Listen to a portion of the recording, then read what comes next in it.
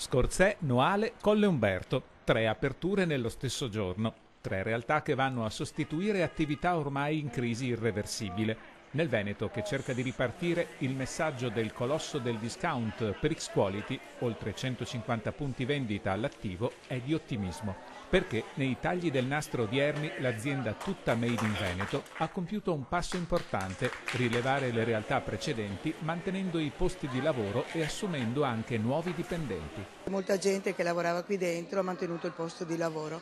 Ho parlato col direttore in questi giorni, mi diceva che non ne avrebbero neanche avuto necessità di tutti, però li hanno tenuti tutti e questo è veramente una cosa molto bella.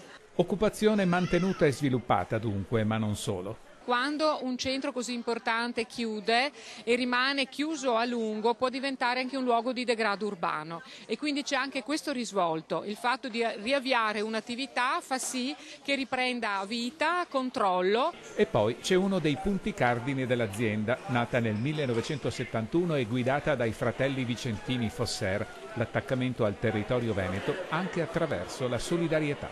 Nel 2017 abbiamo fatto più di 500 proprio iniziative sociali che vanno dalle sagre alle fiere, a contributi a scuole, a varie società per anziani. A Scorzè, Noale e Colle Umberto, ecco i buoni spesa regalati alle associazioni. E che noi abbiamo indirizzato alle 2 Caritas di Scorzè e di Peseggia Gadigiano e l'associazione Cielo Blu, che è un'associazione che si occupa di disabili. Ma non solo. L'azienda ha dimostrato una particolare attenzione alle nostre 2 istituzioni molto importanti, l'asilo di Colle Umberto e l'asilo di San Martino. Ci viene data un'offerta significativa che incrementa la nostra realtà assistenziale nei confronti dei nostri bambini. Non siamo certo la multinazionale, non vogliamo esserlo, non lo saremo mai, però siamo chi è proprio attaccato al proprio luogo.